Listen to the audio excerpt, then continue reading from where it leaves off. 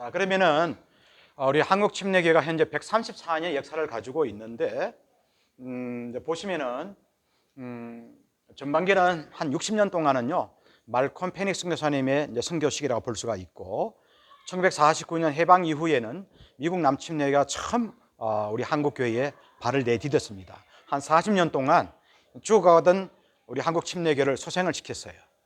그리고 난 이후에 1990년대부터는 우리 한국 침례교회가 이제 독립적인 활동을 하고 있는데, 그래서 134년 역사를 상계로 나누면은 말콤 페닉스 선교사님의 선교식이 60년 정도, 그리고 미국 남침례교회가 와서 우리를 회생시켰던 그 시기가 한 40년 정도, 그리고 1990년대부터는 우리 한국 교회 침례교회가 독립적으로 자립적으로 해서 확장되어 나가는 시기라고 할 수가 있습니다. 자, 그러면 말콤 페닉스 선교사님을 보시면은요, 인물이 여러분 잘생겼어요? 못생겼어요? 잘생겼어요. 인물은 잘생겼습니다. 여러분 보시면은 1번 성격은 보시면 1번 한성질한다, 2번 온순하다. 한성질하게 생겼죠? 맞습니다. 정확하게 보셨어요. 인물은 참 좋고요, 아주 성격이 뭡니까? 자기 주장이 강해요. 그래서 말콤 페닉스 선교사님이 23세에 선교사로 이제 회심을 하고 26세에 선교사로 헌신하는데, 그가 마컴이라 하는, 저기 보면 여러분 캐나다에서 보시면은 캐나다 토론토에서 북쪽으로 올라가면 마컴이라 하는 작은 도시에서 태어났는데 11명의 자녀 가운데 10번째 태어났어요. 그리고 아버지를 5살 때 여의었습니다. 그러니까 어릴 때 아버지를 여의고 형제가 많다 보니까 공동체 생활에 아주 익숙하고, 그리고 내가 혼자 살아야겠다 하는, 특히 이제 경제적으로. 그리고 이 집안이 스코틀랜드 출신이에요. 스코틀랜드가 너무 기근이 심했을 때에 많은 사람들이 캐나다로 미주로 이사 올 때에 캐나다 온타리오주에 이사를 와서 삶을 살아갔는데, 아버지를 5살 때 여의다 보니까 공부를 할 수가 없었어요. 그러니까 너무나 이제 가난한 집안에서 빨리 생계를 꾸려나가야 될 그런 처지에 있다 보니까 페닉은 그의 자서전에 보면은 정상적으로 공부를 하지 못했어요. 정상적으로 공부를 못했는데 아마 요즘처럼 정상적으로 공부를 했으면은 너무나 큰 일을 많이 저질렀을 거예요.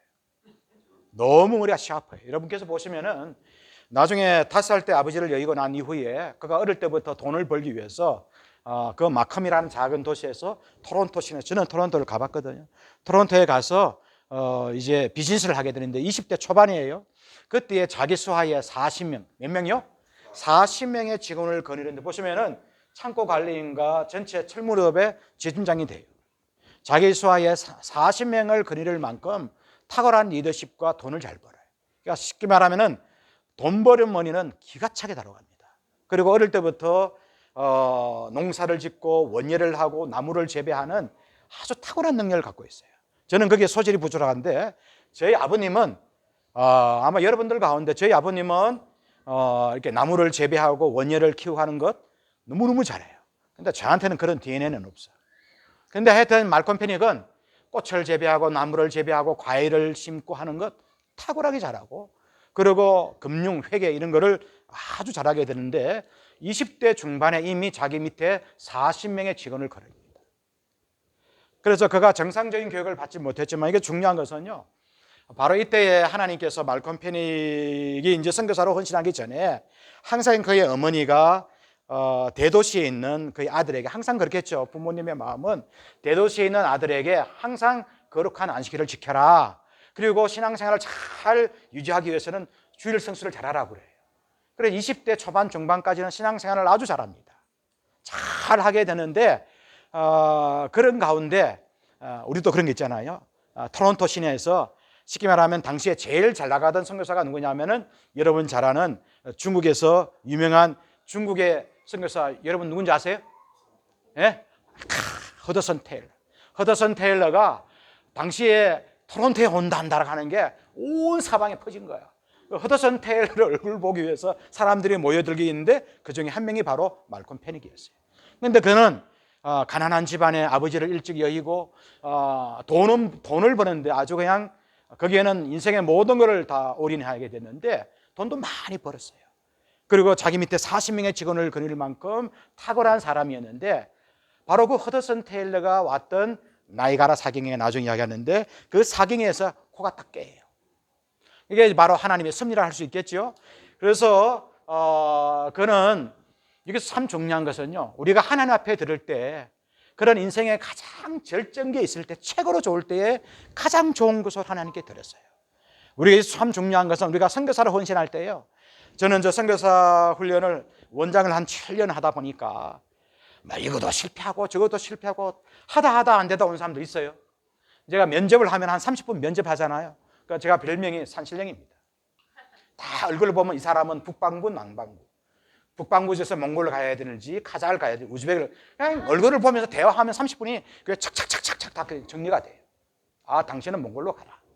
당신은 인도네시아로 가라. 당신은 인도로 가라.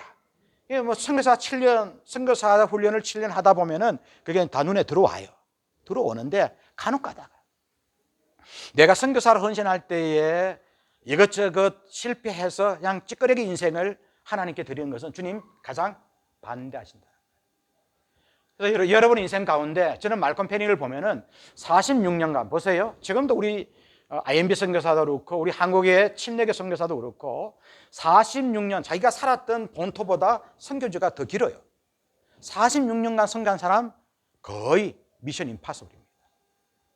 46년간 사역을 하면서 그가 사역을 해 나가는데 영재현 선교사님은 거칠고 두려움이 없는 진리의 파수꾼이라. 얼굴은 참 잘생겼는데 한성질 하잖아요.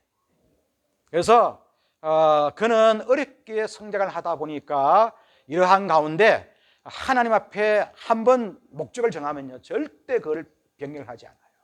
그래서 참 중요한 것은 우리가 선교사로 헌신할 때, 우리가 주님 앞에 헌신할 때에 아브라함이 그의 아들 이삭을 정말로 드리기 힘든 거잖아요. 그죠? 가장 좋은 제물을 주님께 드린 거예요.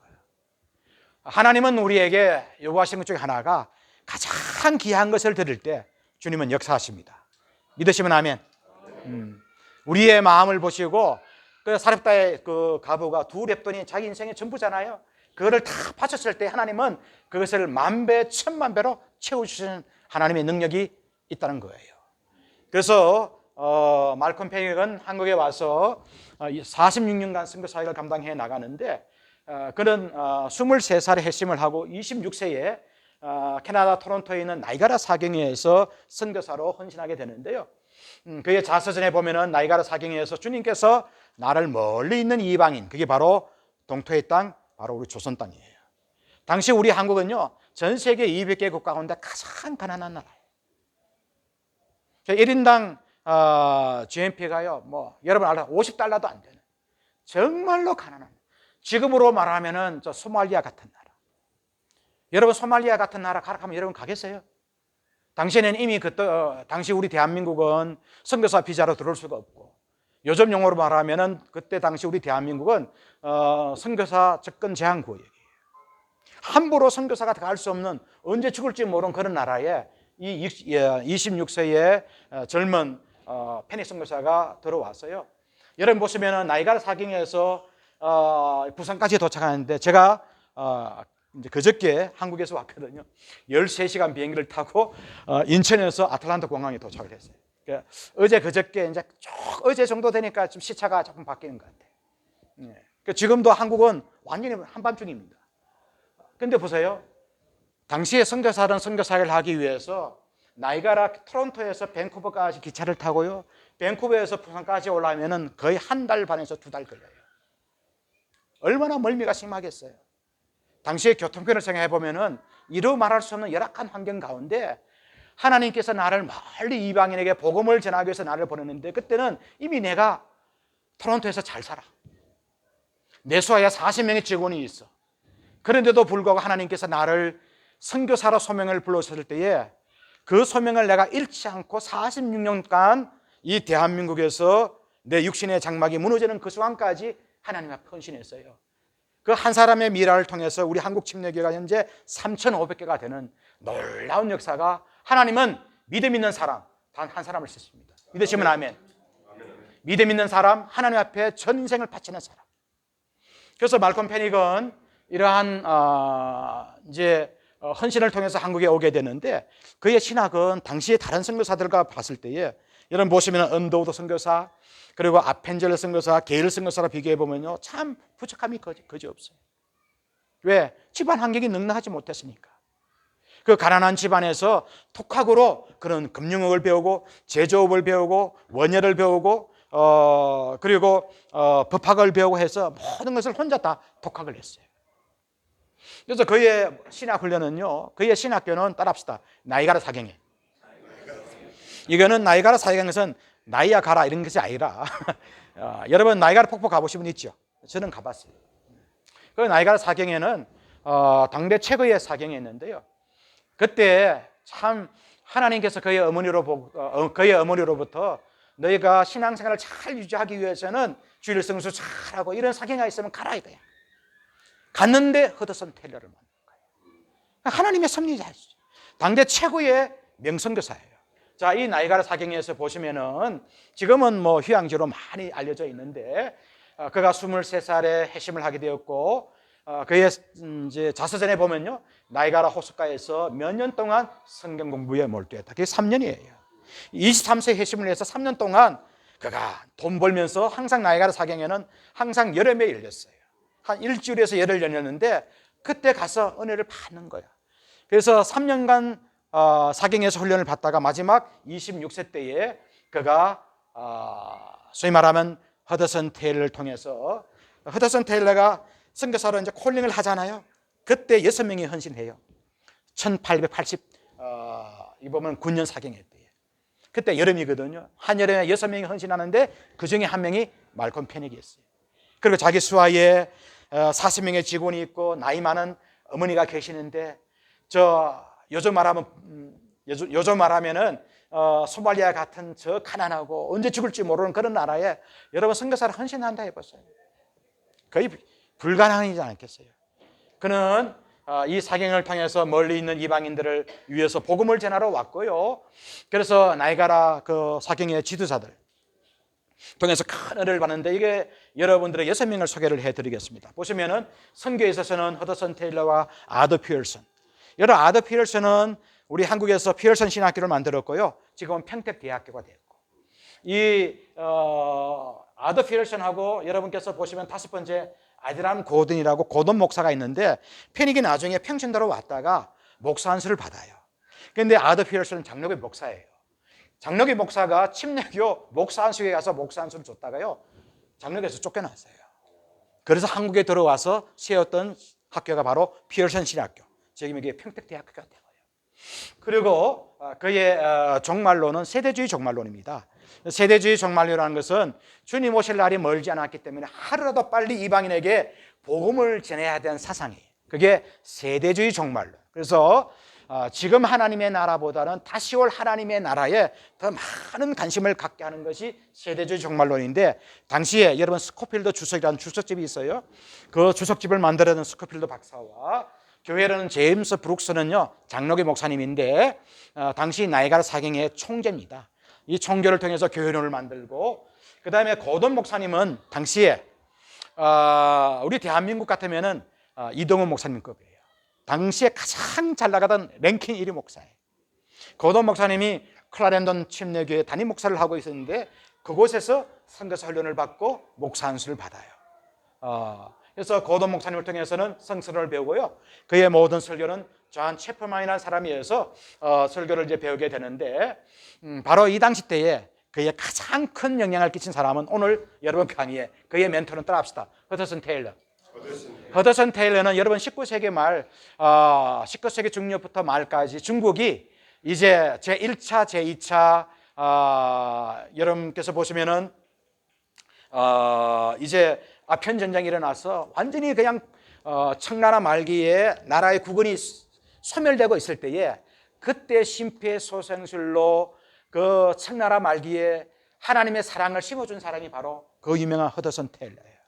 허드슨 테일러가 죽어가는 그 중국을 소생시켜서 이제는 선교 사역으로 큰 역할을 감당해 나가는데 나이가라 사경의 주강사로 온 거야. 그때 젊은 20대 중반의 허드슨 테일러가 자기랑 비슷한 거예요. 허드슨 테일러는 영국 사람이거든요. 영국 선교사인데 나중에 중국 내지 선교회를 만들어서 당시에 옥스퍼드와 캠브리지에 있는 대학생들한테 우리 중국 선교를 위해서 헌신합시다. 이제 막 강연을 해 나갈 때요. 당시 이제 산업혁명으로 그냥 영국이 잘 나가고 있을 때에 600명을 예상을 했는데 100명 이상이 더 헌신하게 된 거예요. 그래서 많은 중국인들이 당시에 중국 선교에 헌신하게 됐을 때에 그 지대한 역할을 한 사람이 허드슨 테일러고요. 이 허드슨 테일러가 나이아가라 사경에서 이제 선교사 동문을 하게 되는데 거기에 이제 코에 깨인 사람이 바로 말콤 패닉입니다. 그래서 말콤 패닉의 이제 붕어빵은 누구냐? 허드슨 테일러예요. 그게 바로 오지 선교, 신앙 선교, 그다음에 순회 선교인데 이러한 모습으로 패닉은 신학 훈련을 하게 되었고 나중에 그는 고든 목사님을 통해서 클라레넌 침례교에서 선교사 훈련을 받는데요. 여러분 보세요. 지금으로부터 한 130년 전에 저 클라레넌 교회인데요. 당시에 교인 수가 한 3,000명 정도 됐어요. 어마어마하잖아요. 130년 전에. 보스턴에서 가장 잘 나가는 교회였고요. 이 교회는 계획을 실천하고 선교에 열매 있는 고든 목사인데 이 고든 목사님과 항상 듀엣으로 이제 사역을 한 사람은 여러분 무디 목사님도 있지만은 이런 께서 뭡니까 생키라고 하는 그 음악 찬양가 있잖아요, 그렇죠? 함께 듀엣으로 아주 사역을 잘 감당해 나갔는데 지금도 우리 한국에서 그런 교회가 있는데 이 클라레넌 침례 교회 내에 보스턴 선교사 훈련 학교라 해서 선교사 훈련 학교를 세웠는데 보시면은 1889년 10월 2일 날 개원을 했는데 중년층에 있는 사람을 등록을 받고 신학 교육을 받지 못한 사람들, 패닉한테는 딱 들어맞는 거야. 그래서 2년간 과정으로 보스턴 선교사 훈련 학교 BMTS를 만들어서 이제 선교사 훈련을 교회에서 하게 했는데 근데 이제 패닉은 바로 그 다음 해에 그 다음 달에 한국으로 오게 돼요.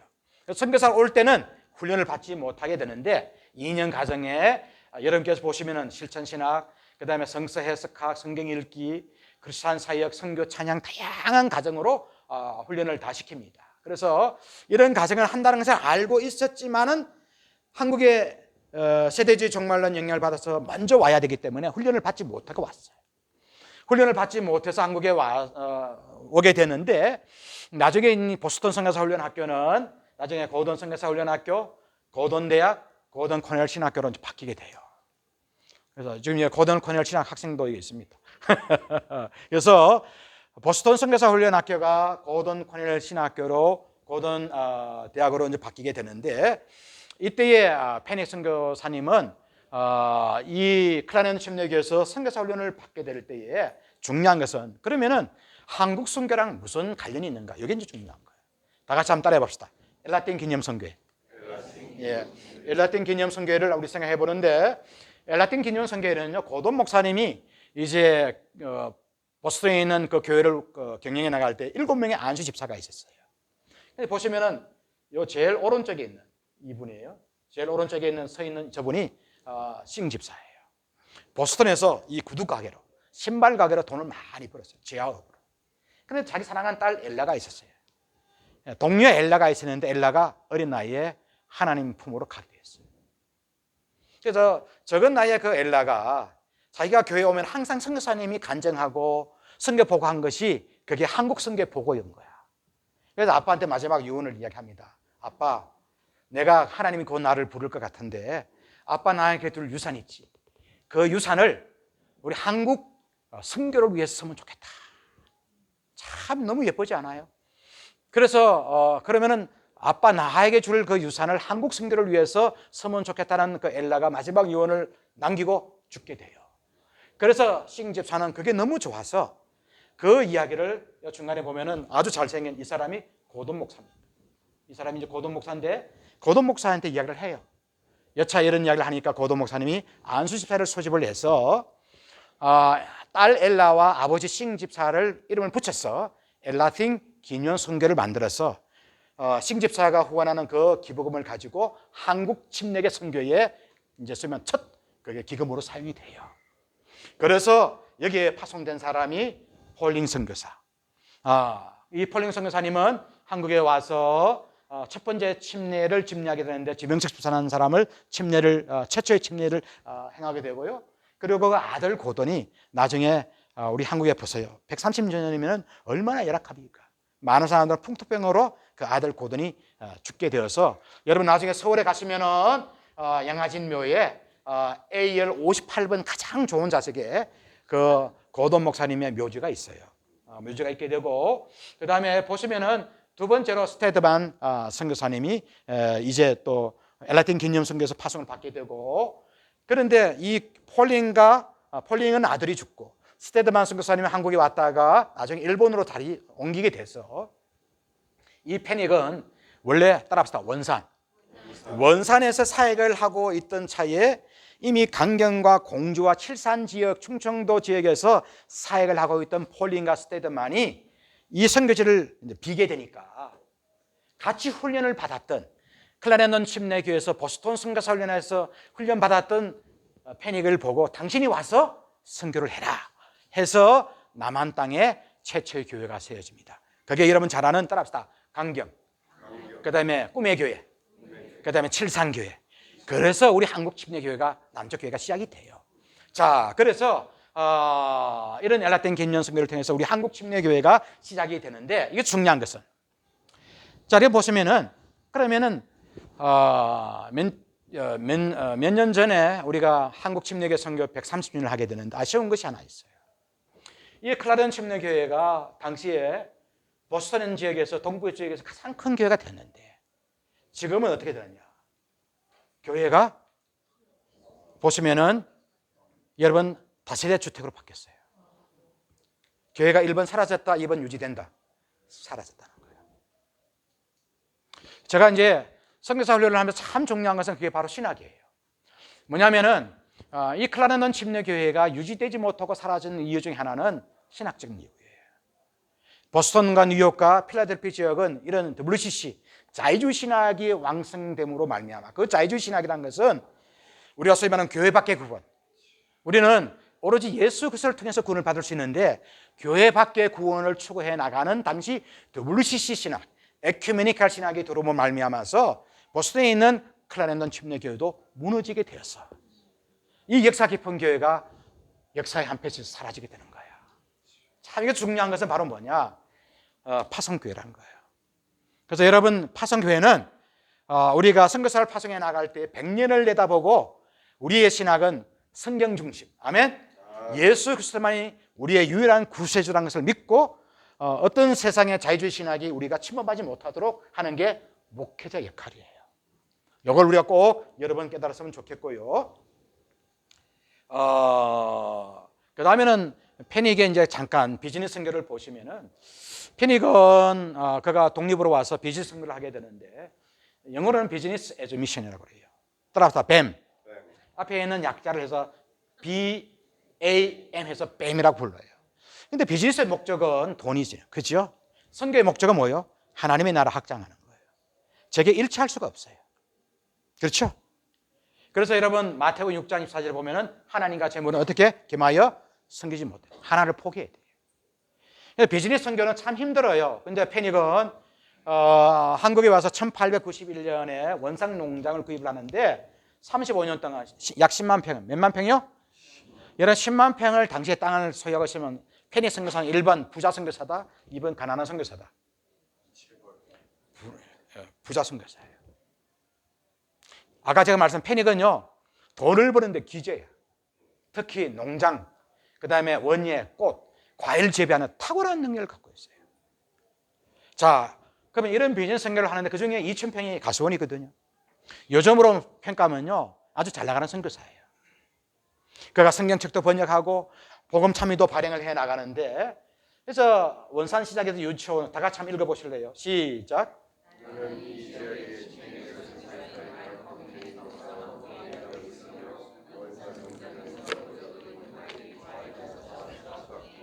자, 여러분 보시면은 윤철 선생님의 말을 통해서도 우리가 확인할 수 있듯이 페닉은 아주 비즈니스를 잘해요. 근데 비즈니스 선교의 목적은 따라합시다. BJC, 따라합시다. 베네핏, 잡, 처치 플랜팅. 여러분 대기업이든 중소기업이든요 BJ는 잘해요. 이익을 창출하고 일거리를 만드는 거예요. 근데 내가 번 돈을 가지고 처치 플랜팅, 교회 개척은 1번 쉽다, 2번 어렵다, 3번 무척 힘들다. 너무 힘들어요. 내가 번 돈을 가지고요 교회 개척하는 것 절대로 쉽지 않아요. 후원금을 받아서 하는 건 쉬워요. 근데 내가 번 돈을 가지고 하는 거는 너무너무 힘들어. 왜? 내 모든 피와 땀이 다 섞여져 있어요. 그래서 비즈니스 선교는 마지막 최종에 처치 플랜팅을 하는 거를 보면은 우리가 알 수가 있는데, 자, 다 지나갑니다. 패닉에 보시면은 그 많은 돈을 가지고도 원산 자택 보시면은 집이 어때요? 1번 아담하다, 2번 화려하다? 아담하지요. 그 다음에 패닉의 초가집이에요.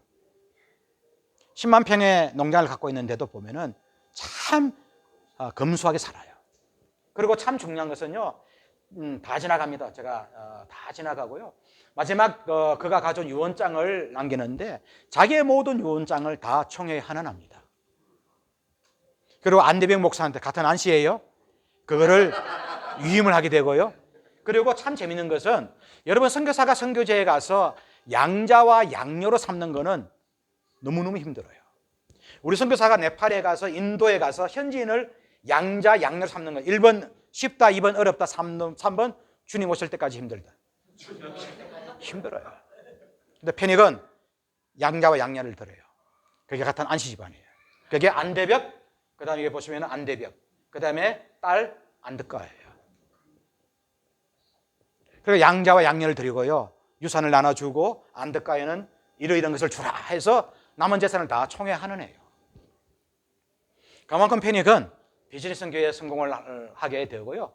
이러한 것들이 나중에 토착화 선교, 우리 침례교회가 자치자전하는데 큰 밑거름이 되고, 그 다음에 여러분께서 보시면 패닉은 북방 선교에 이름하게 되는데, 오늘 또 이제 조금 전에 리턴 선교사가 북한 선교에 대해서 말씀을 했는데, 저도 은퇴하고 난 이후에 가장 하고 싶은 첫 번째는 저는 북한 선교예요.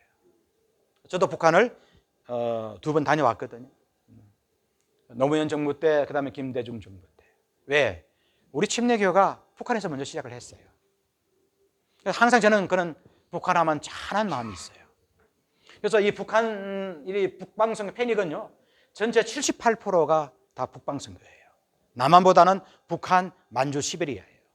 자, 그래서 이런 북방선교를 하게 된 동기를 보시면은 영원구령에 목적이 있었기 때문에. 그리고 당시에는 여러분께서 보시면은 이런 북한 선교를 하게 된 것은 당시에 선교지 분할 정책에 의해서 선교사들이 먼저 내한한 순대로 좋은 땅은 자기들이 다 차지하는 거야. 예를 들면 서울, 미국에 있는 북장로교회야. 그다음 인천, 미국에 있는 북감리교회야. 우리 동아기독교는 4년 늦게 들어왔어요. 그 좋은 땅은 못 들어가는 거야. 어디다 보니까 다 한경도 지역이에요. 그래서 이런 선교지 분할 정책의 피해를 본 사람이 우리 동아기독교인데, 이 동아기독교가 북한 지역을 보시면은 북한 지역의 교회가 60, 남한에 40이에요. 남북한 교회가 100개가 있는데 북한 교회가 남한보다 훨씬 많다는 거야. 그리고 북한을 보시면은 원산 총부로 해서 말씀드렸잖아요. 우리 침례교는 북한에서 먼저 시작해요. 따라붙어 원산. 저는 원산은 가보지 못했어요. 다른 지역은 많이 가봤는데 원산에 가서 우리 침례교회가 시작한 그곳을 제가 보기를 원하고, 또 지금 보시면은, 지금도 보시면은 원산 여자고등학교가 있는데요. 보시면 원산 총부와 원산 농장이 지금도 그 지역에 다 위치해 있습니다. 그래서 그 지역을 하고 싶고, 그래서 패닉은 이 원산 본부를 만들어서 6명, 5명, 한태영, 이자삼, 이장훈, 장봉희, 윤혜천을 파송을 해서 이런 북방선교의 큰 일들을 감당해 나가게 되었고, 해방 후에는 북한 교회가 이제 소멸이 되고, 이런 모습을 여러분 알 수 있고요. 만주 지역을 보시면 참 재밌는 것은 우리 조선족들이 많이 살고 있는 길림성 연길 지역에 따라서 100개의 교회가 있는데 신자 수가 한 3,800이에요. 한 교회당 평균 몇 명? 70명. 당시 70명이면 교회가 1번 사이즈가 작다, 2번 교회가 괜찮다. 괜찮은 거죠. 근데 제가 8월 초에 또 갑니다. 이 지역을 탐방하고. 왜? 저는 패닉의 피가 내 몸에 흐르기 때문에. 그래서 제가 또 한 주간 가요.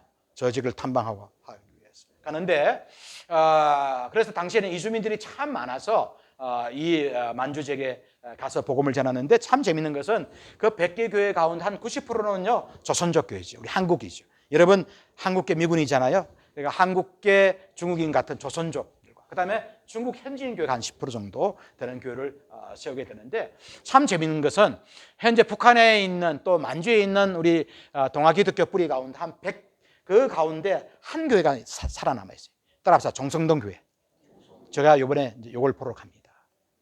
이 정성동 교회는 현재 남아있는 마지막 교회예요. 근데 이 교회가 1932년에 김영재 목사님과 김영욱 감독님이 순교했거든요.